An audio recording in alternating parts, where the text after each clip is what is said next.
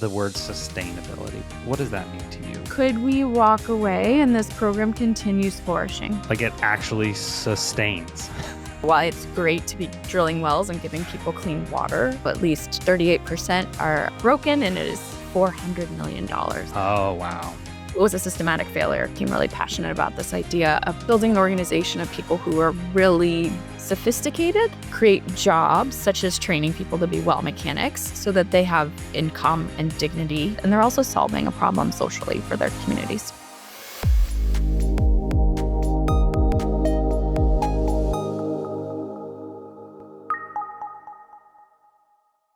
Becky, welcome to the Sustainable Giving Podcast. I'm honored to be here. Thank you, Dave. Oh, man, I am so excited for this conversation. I was just talking to a mutual friend of ours a couple of weeks ago, John McCoy, who's the co-host of the We Are For Good podcast and gracious episode 0 co-host of this Sustainable Giving podcast. And one of the things, Becky, that I try to do is that in every conversation I have, I say, what is one leader that I should talk to about sustainability, sustainable giving, what's happening in that space? And guess who John recommended, Becky? That was so nice. I feel like I need to pay him on retainer because it's like I'm getting free PR or something from him. He's so kind. John is incredible. And I can't even I feel like I know a lot of people, but I don't even understand. Like John and his co-host Becky on their podcast. I think they're I was talking to him and I said, oh yeah, I was on episode 400. Where are you at now? And he's like, well, we're past 600. And I'm like, holy cow. That was not that long ago, John. And so thank goodness, everybody go check out the We Are For Good podcast. You need to know. Oh, so amazing. So amazing. Okay. So Becky, let's just kind of dive in. I'm really interested. You have a very interesting background. You spent some time at Charity Water. You spent some time consulting with UNICEF, this little organization, and you're the co-founder of the Adventure Project. And we're going to get into all of that, but I want you to take me back because this show is all about sustainability and generosity, and what does sustainable generosity look like? Yeah. So take me back to young Becky, and any formative experiences or just sort of things that shaped you that you think led to your passion for sustainability. Yes, and you have actually talked about this, and I would love to touch on it more as I have 2 young kids, but it's having really great parents who teach you about philanthropy at a young age. I think that was so critical for growing up. I had like a very social justice church. Most people don't go to church in Berkeley, California. Lafayette. Oh, yeah. But we were progressive in the sense that it was all about service, and that was so lovely to hear as a kid. It was like, I would say it's an affluent area. My dad was an attorney. My mom stayed home, but they were so active in the community. People would laugh if I talk about that because if they know that my dad was the starter. Mr. Straw. Mr. Straw, Jim Straw. People walking, we know Jim Straw. And my mom was the director of every Girl Scout troop, every, swim team event. They were just very active, but then they showed that by really bringing us to different nonprofits through youth group and showing us how lucky we were and how blessed we were. Yeah, we had, and we do share that heritage of just parents that exhibited generosity, and nobody's childhood is perfect, right? And certainly mine wasn't. I'm sure yours wasn't either. But just one of those things that I think is, especially as a dad of 2 kids, by the way, girl, boy, what? I got one of each, boy, girl, 5 one and of each. 5 and 7. Okay, I'm just ahead of you. Yeah. 2 girls, 11 and 14. And I think about that. Like, how am I leaving a legacy of generosity? And not legacy sounds too lofty and esoteric. It's like, how am I literally living out a life of generosity so that my kids not only see that, but they start to live out lives of generosity? Mm-hmm. Absolutely. Yeah. And finding the right entry points and things that excite them and trying to figure that piece out is what the road I'm currently on. Oh, well, you're just at the fun part. My like I said, my girls are 11 and 14 right now. My 11-year-old, I told this story, I think, on one of the previous episodes, but she came to me a couple of months ago and said, Daddy, I want to give to the local humane society. I mean, animals. And I Yep. don't think it's just because she's a kid. She's an empath. She loves animals. And so the idea of like, how can I help animals here in our community was so powerful to her. And she ended up setting up a recurring gift, which Daddy was very proud. But $1 a quarter, Becky. So like $4 a year. She is one of the newest donors.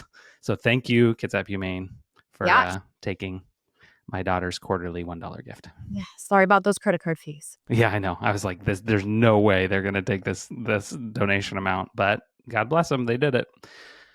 Okay, so you lived you grew up with generosity being modeled, with justice and service, and then just move forward a bit. Like, how does and we can call it sustainability, because I think one of the things that's interesting to me about your story, and I want you to get into this, is you've got a master's in social work. So clearly, this is not just a economics, fundraising, marketing, whatever terms we might Yeah. think of when, especially when people read my book about recurring giving.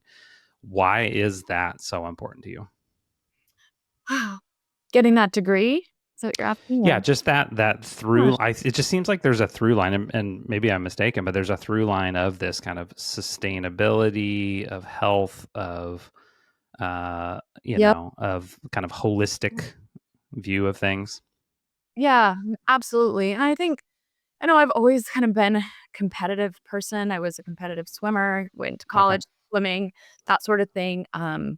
And then, I always say like I was able to go abroad and realize that like, my gosh, people were drinking from water that I wouldn't even imagine swimming in. It's like really opened my eyes, but also made me really on fire to be like, how do we solve this problem effectively? How do we do it better than anyone else? And so that's really been important to me and in a dignified way Yeah. too. Like, how do we not just like give because we feel good, but give because it's actually helping Yeah. somebody and not hurting, right? So, Columbia University actually has an incredible program with social work that is focused on international development and social enterprise administration. So their whole philosophy is like, how do you first as an empath, how do you learn to listen and understand what communities need, but then have almost like the MBA skills to really do a great job running an organization or administering a nonprofit. So that was Yeah. attractive to me. That's kind of how I got introduced to UNICEF.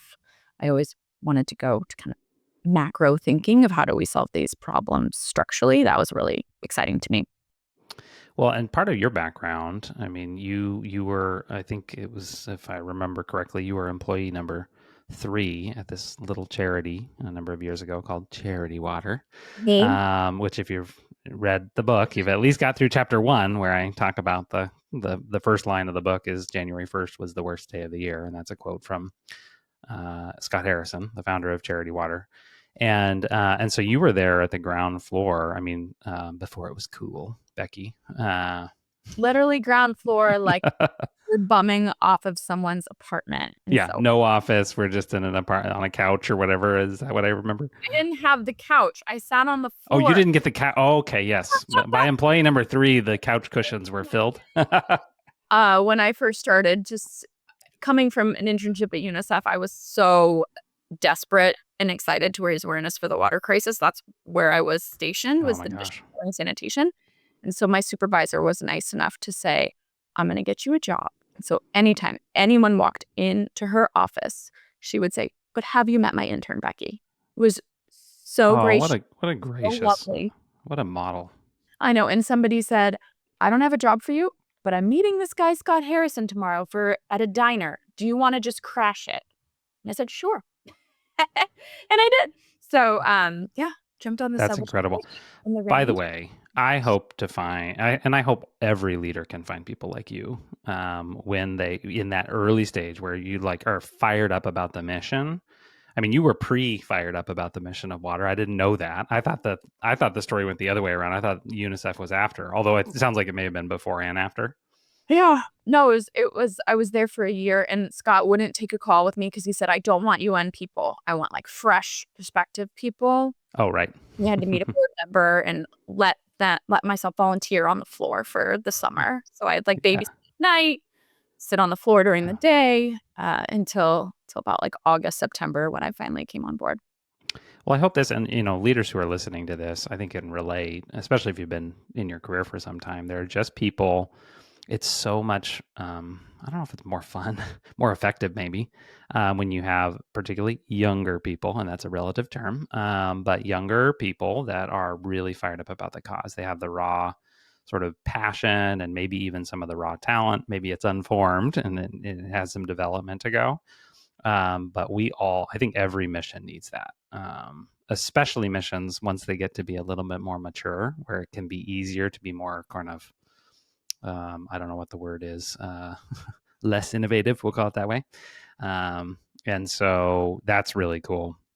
So, so when you think about the word sustainability, what does that mean to you? What does that feel like to you? I guess like for me, I really think of it as like, could we walk away and this program continues flourishing in the most Yeah, common like it right? actually sustains. Changes like it's sustaining. Yep. And I think So, for mhm. me, where I got hung up working in the water sector was I was looking at big data and trends and what was happening.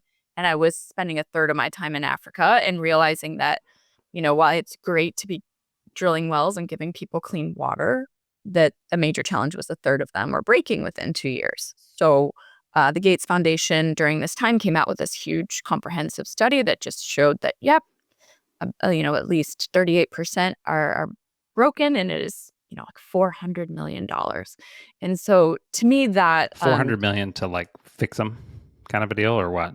cost to build them, and now they're broken. Oh, wow. Okay. It was a loss of like 400 million, right? Yeah. But not to mention all those people that were once like Now getting, they don't have a functioning well. Yeah. and so I'd have these conversations where I'd meet, someone in Liberia and there'd be 6 broken wells. And I just remember firmly this guy saying, we're so glad you're here. We've been waiting for you.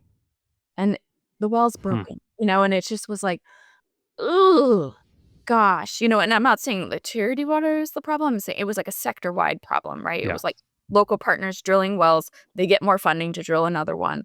They don't have the time or energy or budgetary, Yeah. line items to keep them working. Yeah. It was a systematic failure. So my co-founder, Jody, and I became really passionate about this idea about, building an organization of people who are really sophisticated, but grassroots. Like you might not have $1 billion like Gates, but you still want to fund really sustainable work. And what does that look like? And you're curious about how that happens and how can you create jobs such as training people to be well mechanics so that they have income and dignity and self-worth. And they're also solving a problem socially for their communities. I think this is so important, and you mentioned jobs because as I understood it, that is a part of the how do you create sustainability is not Yeah. some outside contractor that again doesn't have the budget to come back to fix the well. Talk about that for a second. No, I mean, that's exactly what I kept saying kept haunting me. And I, not to be too religious, but I felt like it was a God thing. Like every country I went to, one person would come up to me and say, "We're so grateful for you. I'm also wondering if you're hiring." And they'd be like holding their kids Mm. and they'd be like, I have my driver's license. I have like they'd rattle off their resume and they'd be like, if I could just get some money to start my job or start my business, I can send my kids to school or I can XYZ, right? Like we don't have enough for food yet, but I'm hoping if I could work, I can do this. And I think there's such a bias we feel towards giving sometimes that giving means people are lacking um s- ability, and that is so far from the truth. They're just lacking that opportunity, right? Mm. I think um it's such a shame sometimes that we feel like, oh, we need to send over missionaries or volunteers and we need to do this work because they're lacking something. When really people are capable, they just want the job skills to be able to flourish themselves and Yeah. really Would treat you say, and people. I don't know if partnership is the right word, but is there like collaboration? What would you use a word to say like they've got a lot of the pieces of the puzzle. I mean, there's an element that you do play. Yeah. So we like to say we almost act like a VC fund, help hence like the adventure, like supporting ventures that are adding something positive to the world. So yeah, Oh, so the Adventure this Project project brings venture funds. Okay, okay. I is love that. we work with local partners who have incredible scalable local organizations that are creating these jobs. They just need access to the capital, the people, the connections to grow and scale. Yeah, So that's so that's interesting. we Well, can I want to stay on this because, and this is something I think is really important, especially when it comes to sustainable giving. And we're going to get there in a second, but I want to talk about innovation first because I've spent a lot of time doing a lot of things that are labeled innovation in my career.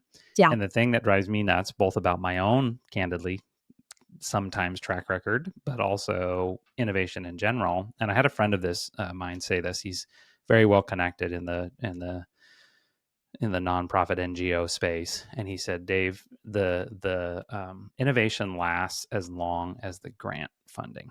Mm. And his point was, as long as dollars are flowing in, then whatever new innovative way we've decided to do things will work. But is it sustainable is the question. And I think, it reminds me of what's that saying about, like, if a tree falls in the woods, does it make a sound? Like, if an innovation happens but it isn't sustainable, is it really innovation? Yeah. No, Right? completely. And I think I had an interesting purview being at Charity Water as we were growing so quickly and we need to scale to new partners so quickly that what I was starting to see was partners almost competing from a budgetary standpoint, coming into meetings and saying, well, we can do it cheaper, or we could help more people faster. But then you look at what cheaper meant, and like cheaper didn't mean better, it just meant, you know, quicker, which Right. really lead to sustainability either. So it's yeah, the sector is an interesting and difficult place Yeah. sometimes. Well, and we're as a sector, we're addressing some of the most difficult, intractable, problems in the world. Hence, the Yeah. sector, right? Mhm. But I think with innovation, to me, and we'll bridge this over and talk a little bit about sustainable giving. It's part of that sustainability is having a sustainable economic engine. And I don't think, by the way, recurring giving is the only piece of having a sustainable economic engine. But on the fundraising side, it's the most sustainable, self-perpetuating, snowball, pick your metaphor, way of Good. growing sustainable revenue, but also jobs, program service fees, grants, and foundations and things like that. So, what does sustainable giving look like to you? Oh gosh. Yeah, all of the above, right? Monthly giving, I think, is huge for us, and that's where we put a lot of our emphasis. And multi-year commitments are also another huge opportunity, which is almost like monthly giving. But I think it's really that trust-based philanthropy of people who care about an issue and they um, love the idea of you know giving on a recurring basis, right? Yeah. That Do you is find you mentioned helpful. the multi-year grants? Talk about that just for a second. Is that essentially kind of a middle or major donor type of thing, or you're talking about actual multi-year, like, foundation type grants, or both? Both. I think, we have a women's fund that supports women-led organizations in Africa, and we have one of our partners. I asked them, would they consider a 10K gift? And they got back to me and said, we want to give you $500,000 over 10 years. So as Okay. our business grows, we're going to grow with As you. it were. That's That's wonderful. so yeah. So I think, we're really looking for things like that as well of people who want to solve these problems effectively. And, they know that you're not going to solve the problem in 1 year, right?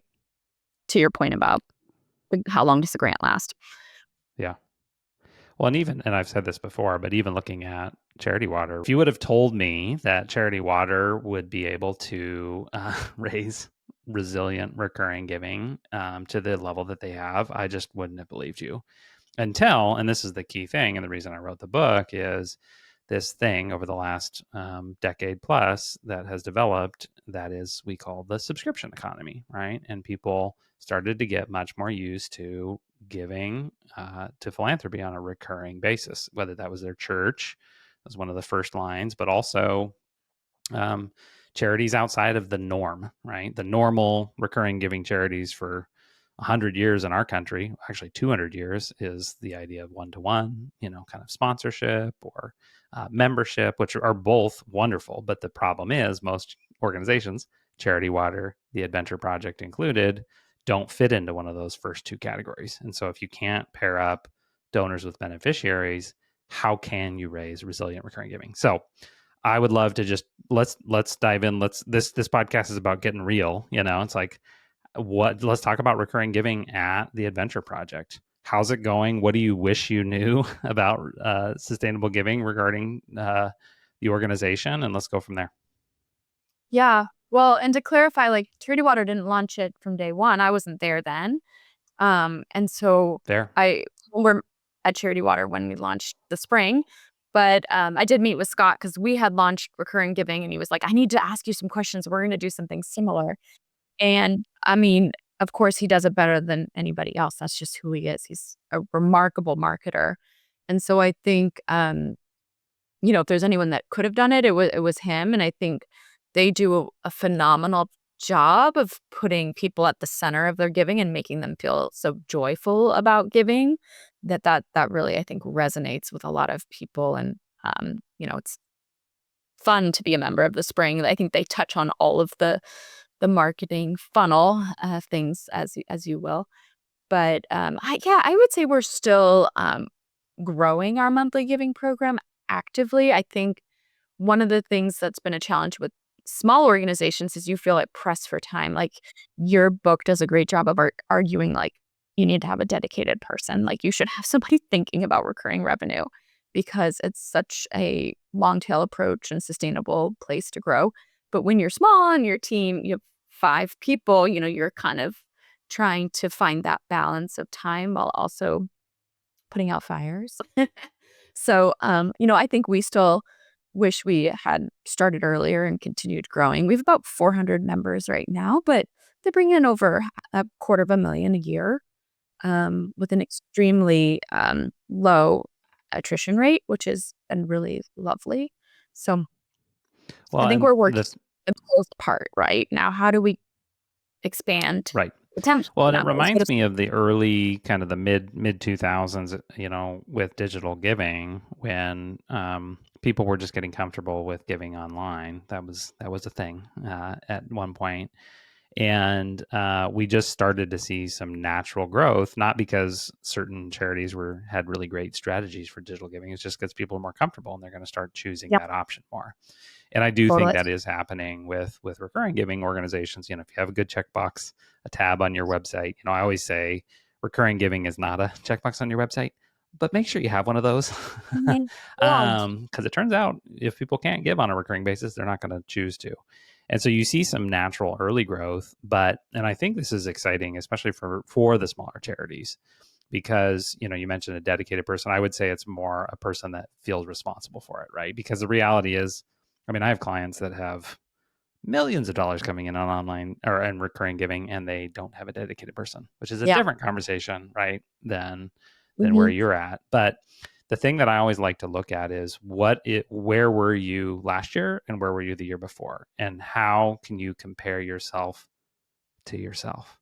Because I think a lot of organizations do compare themselves to the industry or to the highlight stories. And I've literally said this in a talk just a couple of weeks ago. I said the words, don't compare yourself to Charity Water, right? Because it's like, now there are some things we can learn and we should totally copy and steal and all those things, right? But when it comes to how your program is doing, I always say, you can't get to where you want to go until you understand where you are today. Yeah. Where you are today, right? And so 2 questions I always recommend, and for our listeners, answer these 2 questions. Number 1, how many? Number 2, how much? How many recurring donors do we have today? And how much are they giving on a monthly and annual basis? Yeah. And that, just looking at that number, even just, looking at that number on a monthly basis, it's amazing how it will reshape even some small decisions. Becky, my wife and I just went to an event this weekend with a local charity here that does incredible work in our region fighting human and sex trafficking local. The first thing that always goes through donors' minds is, wait a second, I thought trafficking was like over there, was somewhere else, right? Not in my community. That's not a thing. It's like, oh, actually, let me tell you some stories, right? So this organization, I've been talking to about recurring giving, and they made a really bold move this weekend. They had their annual gala, and they said, we're going to actually ask for recurring giving at the annual gala, which is kind of a nerve-wracking thing to do, because that's the time when you're supposed to get the big gifts, right? So are we going to reduce our income at the gala, or what's going to happen there? Yeah. And so I was not organizing it. I was sitting in the audience, right? And everybody had, with their little bidder numbers, they had a card that said Bridge Builder, which is the name of their program. And when they got to the end of the night and they said, hey, would you, we're going to do this, sort of raise the paddle moment, but we've got an opportunity. And the most significant way you can make an impact at the organization it's called Scarlet Road, is to give on a recurring basis, because our needs don't end just in, May. And so we need you all year round. And so if you are willing to become a bridge builder tonight, when you raise your paddle for that amount, hold up the bridge builder sign. And I talked to the auctioneer afterwards. I was like, hey, were you nervous? And he was like, I was totally nervous. And they ended up with, I think the number was 18 new monthly donors in one night for not a very large organization. Incredible response. They did have a match, and they did some things right. But the reason I brought this up, Becky, is because they were measuring it and they were paying attention to it. That caused them, a few weeks ago, when they were thinking about the program for the evening and going through the strategy, they were like, we've got to do a monthly. We've been talking about this. We've got to figure out how to bring monthly into. And I was so proud of them. That's amazing. I love that idea. Love it. Are you looking to capitalize on what's been happening with sustainable recurring giving? Join me for the Sustainable Giving Workshop happening this year from September 10th through the 12th in beautiful Tacoma, Washington. This exciting 2.5-day opportunity will be part summit, part workshop, part retreat, and all experience that you can use to start growing your thriving sustainable giving program. Set in the creative heart of Tacoma, just south of Seattle, this intimate workshop will blend insight-rich instructions with hands-on coaching and peer connection. We'll creatively explore and strategically plan to grow strategic giving for your organization, all in a setting designed to inspire. You'll leave with a customized, clear plan to grow sustainable giving at your organization, practical frameworks and fresh insight, and new connections with like-minded leaders, as well as a renewed sense of vision and energy for your work. I'm designing this experience to be personal, practical, and powerful. Space is limited, so I recommend reserving your spot as soon as possible. All you need to do is go online, read a little bit more, and register at sustainablegiving.org. Hope to see you there.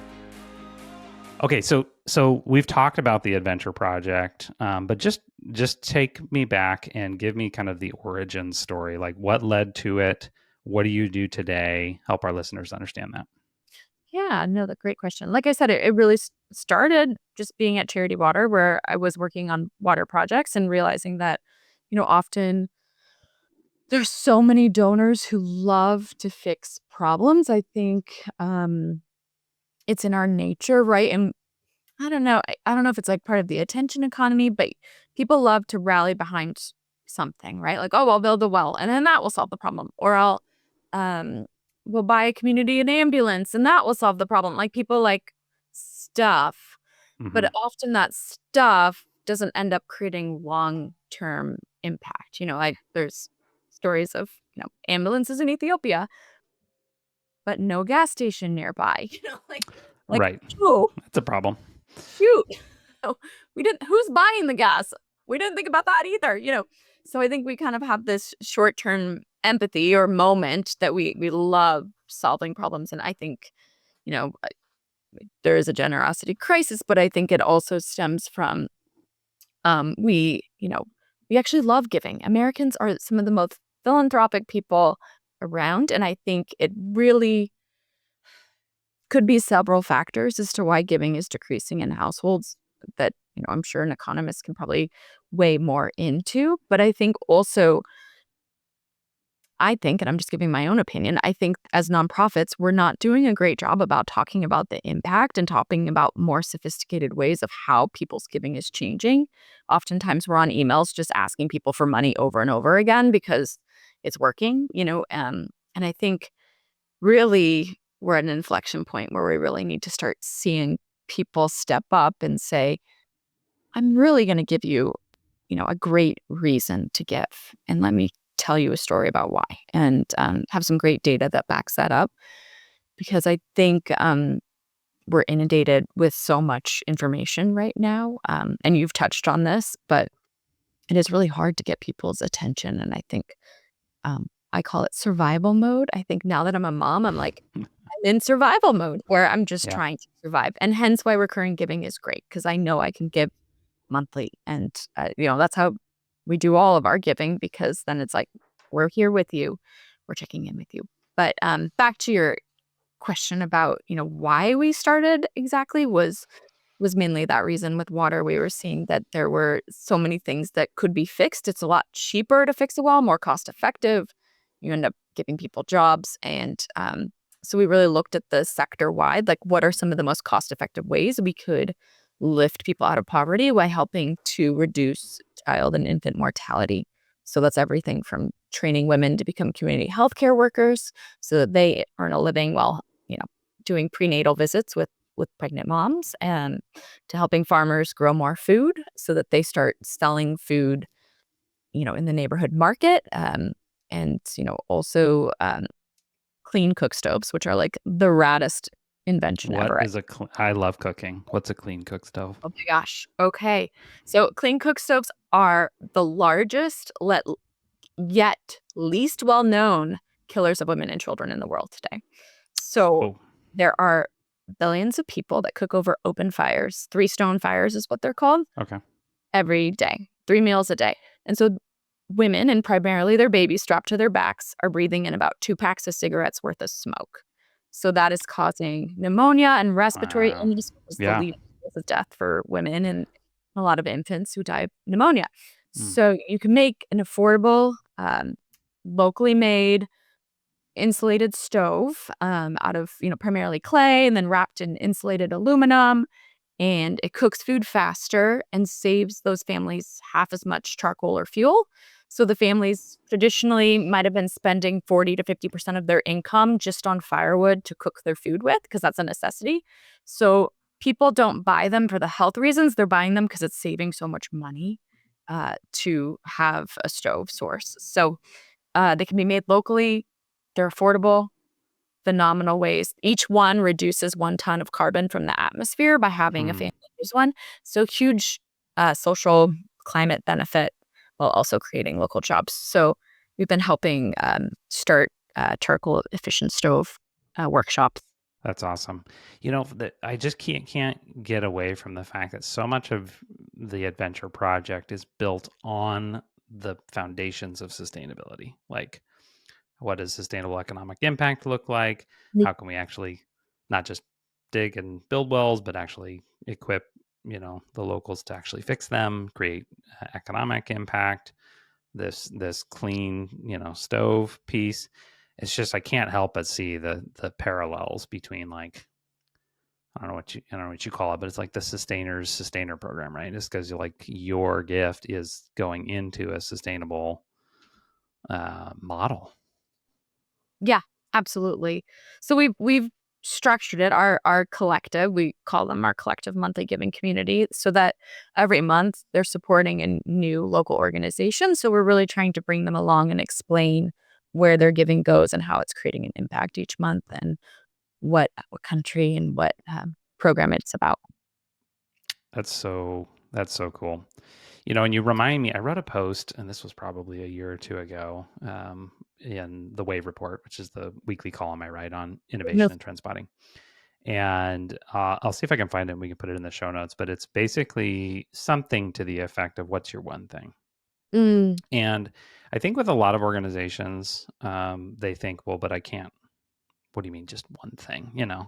And so it becomes this like paralyzing thing because they're like, well, no, we do these 16 things or these 200 things, right? I've worked with charities aforementioned that, do hundreds of things. But, and, I don't know how much of this is a marketing thing versus just just a human psychology thing. It's like, what is the one thing that you do that people resonate with? And then, yes, how does that build to all of the things that you do?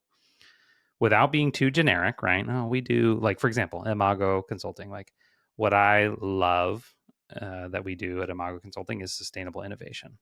Mm-hmm. And I do talk about innovation a fair bit, but that's not the one thing we do, because what does that even mean, Becky? It's like, you are going to innovate. What is that like? How does that help my cause? I mean, it sounds good, right? Yeah. But so we've honed in on the one thing of sustainable giving. What does it look like to grow sustainable giving? And so I just think about that for charities, for our listeners, for you, what does it look like to really hone in on what is that primary thing that you do, that impact that you create? And then how can you use that as the jumping off point to all of the more holistic, deep, amazing things that you do? Yeah. No, exactly. I think, we talk about jobs and we talk about, the jobs are the sustainable jobs. And then, this is our portfolio we support. But yes, it can be a challenge. Sometimes we're not just Well, and you what. have something super exciting like a clean cook stove, which honestly is a great fundraising offer. Like, oh, how much was one of those? And, is there a molten match or something, right? Yeah. But I always come back to that, especially with sustainable giving. It's not a one-time ask, right? It is an ongoing value proposition. And so, for you, for our listeners, it's like, okay, what are those? What is that thing that is the ongoing value proposition that we need? How does it create a human-to-human connection? These inanimate objects, right? No, it's more about what is not the input, what does your program do, but more what is the outcome? Who are the Yeah. people that are impacted and how can they benefit? But why is that needed on an ongoing, recurring basis? Well, you touch on it on your book too, where you're talking about, oh, we're gonna launch something about, I think it was meals, right? Like, can you sponsor a number of meals? And that was not as resonant as like people. And like Yeah. These are women the people who need. are receiving the meals. Yeah. Yeah, Yeah. Yeah. exactly. But Wow. that's part of what makes marketing so fun and why people need people like you, Dave. Well, we all need to tell stories. I think I had a mentor once say to me, and I did not accept this as a compliment, by the way, Becky. He was like, "You're a salesman, Dave." And I was like, one, who wants to be called a salesman? Like, doesn't that I don't know about you, but maybe I have bad connotations. That doesn't sound great. And he said, "Oh, you've been selling me on ideas this entire conversation." I'm like, "Oh, you mean like I see something in the world that I want you to see, and I need to tell stories in order for you to see that? Then okay, fine. I wouldn't call that salesman, but that's fair, right?" Yeah. And so it's just, it's something that I think we all need to do. And whether or not that's helping people see what a different intervention looks like, or a different way of doing things, or how this one solution is not the only solution we need to actually have come alongside. And I mean, I don't know about you, but every charity leader I've ever met needs to figure out that, what is that story? How do we connect the dots for folks? Yeah. Yeah.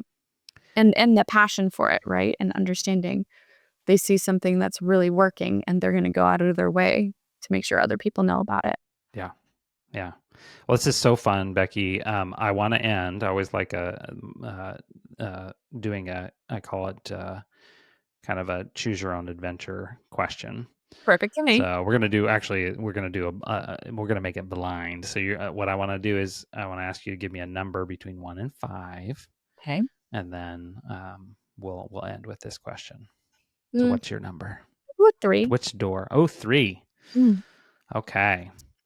What is something that you've learned or are still learning about building lasting support through recurring giving? Oh my gosh. Okay. So I was just giving a workshop from Jess Campbell, who's a great email marketer. She asked about a quiz that we have on our website, our women's quiz. We have people go to this landing page, say like, what are 5 things, take this quick 5-question quiz, and one of our donors will donate $1.15, which is enough to help a woman in need. Okay. And so we have channeled thousands of people through that with then a landing page to give monthly.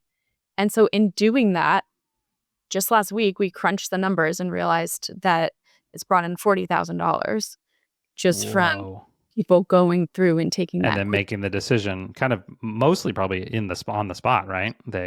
in the spot. Not only do those people give one time, but many of them, our first ask was to join monthly. We're now going to run a test as like, do we ask for a one-time gift and then upgrade to monthly? But yeah, it's incredible. So at least right now we have $500 in monthly gifts that are still coming in from 4 years ago. Wow. So that has been a great lead magnet that we were just kind of running and seeing a lot of people joining our email list. But until we like stopped and crunch the numbers, so we realized, oh, actually, we should really relaunch this. This was Yeah. I mean, and you mentioned that. Yeah, that's probably where that math comes from. By the way, just for folks, and I think this is super important. When you say $500 a month from 4 years ago, that's $500 a month times 48, right? Because and that doesn't even account for whatever attrition has happened, right? Those dollars that have come in. So that's a $24,000 conversation, not counting the ones that have attrited or have churned, to use a subscription term. Wow. Yeah.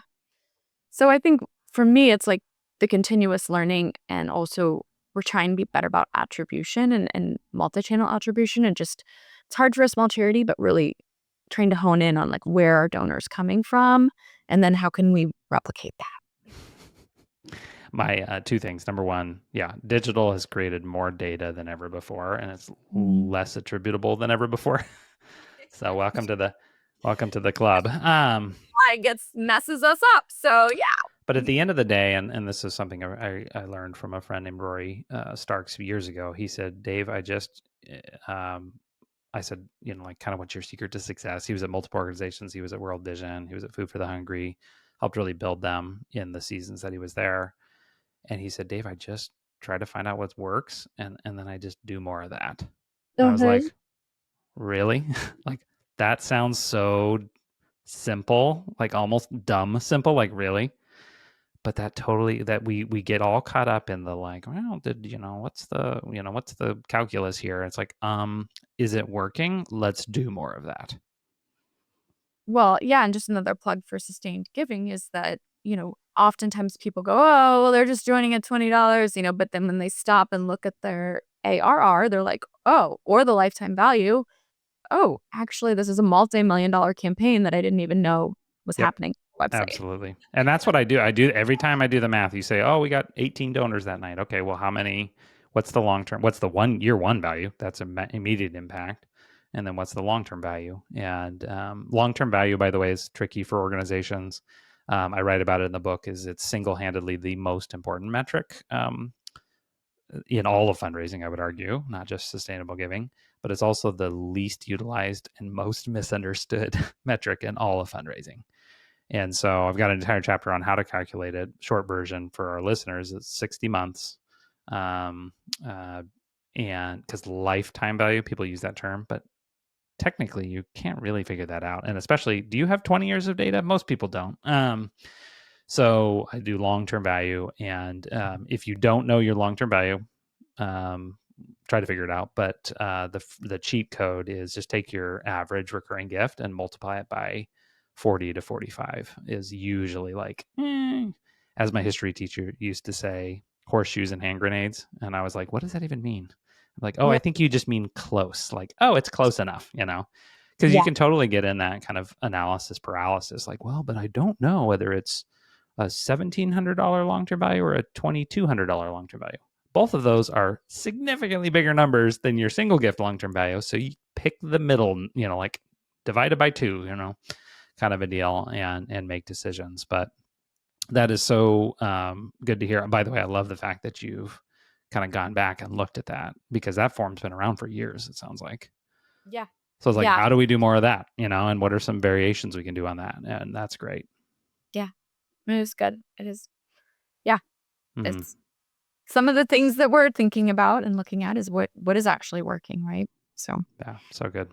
well, Well, Becky, thank you for joining us for the conversation. This was super fun. I when I talked to John, like I said, and I said, I just want to be able to, I don't know if the word is geek out or nerd out, whatever's more socially acceptable on this topic of sustainable giving, and the fact that the Adventure Project is so focused on sustainability in general, I think is a real one. It's a blessing, but it's also it alludes to what you could do with your sustainable recurring giving. So that's awesome. Thanks for being on the show.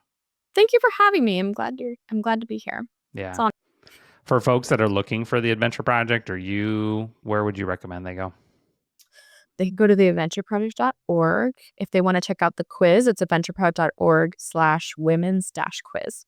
Women's-quiz. Okay, awesome. Thank you, Becky. Thanks for being on the show. Oh, I'm so grateful. Thanks for tuning into this episode of the Sustainable Giving Podcast. I hope you found the information helpful and that you're able to walk away with some powerful tools that you can use to start building a steady stream of recurring revenue for your organization. For more information about the topic and to take the Sustainable Giving self-assessment, visit us online at sustainablegiving.org. While you're there, you can pick up your copy of The Rise of Sustainable Giving, your guide to growing recurring giving. And hey, would you do me a favor? If a person comes to mind that you think would benefit from this episode, would you mind sharing this episode with them? Just that little act could be the difference that they need to start growing sustainable giving for their own organization. And there's one other thing that you can do that would be a huge blessing to me. I've timed it and it takes just 16 seconds. Would you consider rating the show? Just head to the show page on the app of your choice, and if you've enjoyed this show, hit the 5-star review. Bonus, if you want to leave a comment, I would love to hear what you think. Special thanks to the entire team at Imago Productions for bringing this show to life. Abigail, Christine, Grace, Kirsten, and Tom, this would not be possible without you. Until next time, thank you for joining us, and keep inspiring generosity.